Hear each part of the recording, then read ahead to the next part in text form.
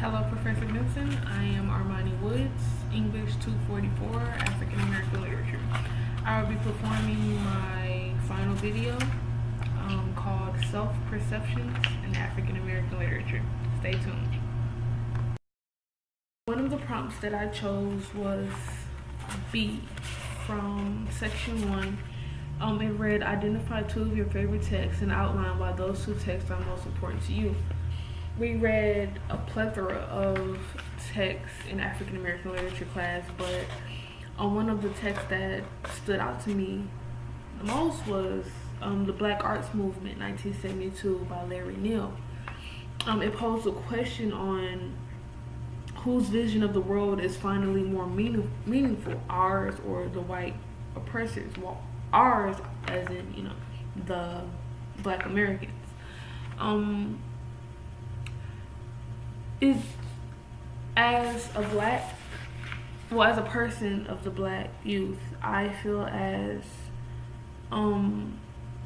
Black entertainers or entertainers period, Black rappers, artists, I feel as if they give off, they're relaying the wrong message. Larry Neal's text is spoke volume because the Black youth venerate the Black rappers and artists as saints. Listening to the lyrics of well-known rappers of today, I realized that they're not teaching the youth to love where they came from, as in the motherland.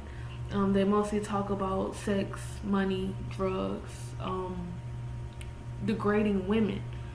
I feel as if it is not in a way teaching the young society to properly enhance what they have, but to publicly dehumanize and abuse. So it just really reading Larry Neal's text, it opened my eyes to really just see that how can we expect the white oppressor to respect us if we don't even respect ourselves, as in using the N-word. We use it countless of times in the songs we listen to and the artists we look up to. The second text I chose was Thomas Jefferson on the African race in 1781. I chose this particular text for one specific reason. As I was reading, I didn't understand what Thomas Jefferson was saying. It was a lot of contradicting statements, such as he was in favor of the Africans being inferior to the whites. That part blew my mind. It was really interesting to me because usually back in that time, the whites were in control, and Thomas Jefferson also owned 100+ slaves. So it just all triggered my mind as a paradox, as a contradiction, as until you own slaves and you're in favor of slavery, but you feel as if we or them as Africans were inferior to your race. It said, comparing them by their faculties of memory, reason, and imagination, it appears to me that in memory they are equal to the whites, and reason much inferior. So it just kind of interested me and took me on a whole new mindset, and it just made me want to read more into Thomas Jefferson and how his mind worked and what was really his goal. The second prompt that I chose in section 1 was prompt C. It read, in the Black Arts Movement, 1972, Larry Neal insists the following. The motive behind the Black aesthetic is the destruction of the white thing, the destruction of white ideas, and the white ways of looking at the world. The new aesthetics is mostly predicated on an ethics which asks the questions whose visions of the world is finally more meaningful, ours or the white oppressors.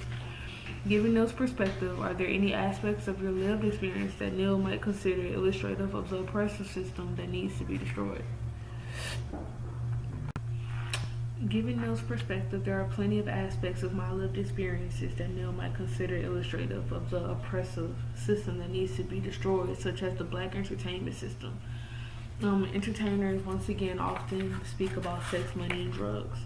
Rap about money, rap about degrading women, using weapons. I just feel like as if it's a luxury, when in our reality those things are ruining the community and harmful to the youth, harmful to the elders, even harmful to themselves. Moving on to section 2, I also chose 2 prompts, A and C. A states, clearly compare or contrast your impressions about African American literature and culture before you enrolled in African American literature with the understanding you have now that the class is over. Comparing and contrasting impressions about African American literature and culture before enrolling in your class with the understanding I have now that the class is over is quite stimulating. I didn't know much before at all. I thought I knew a lot, growing up from the projects, growing up from the lower middle class. All I knew was the struggle. I never really looked back and found out where the struggle came from. I just seen how exuberant and how happy people were when a black man or woman moved up in society. For example, when President Obama became president, it was exhilarating, and to see the community come together, and I never understood why was that such a big deal. There were so many ideas and notions that I never connected or thought about before the class. Although I have many questions that were unanswered, many were answered. I misunderstood certain aspects of the culture. I despised the word minority when used against us as in black Americans, or blacks period, Africans as well. I learned in African American literature that blacks aren't the minority, but in fact we are the majority. I learned in African American literature that there was an early distinction between the literature of free slaves and the literature of free black borns in the North. The last prompt that I chose was prompt C. In section 2, it reads, explain how your own self-perceptions have changed over the course of the semester. Like I said, I grew up in a not so fancy neighborhood. I grew up in the lower middle class, what the whites will call the minority.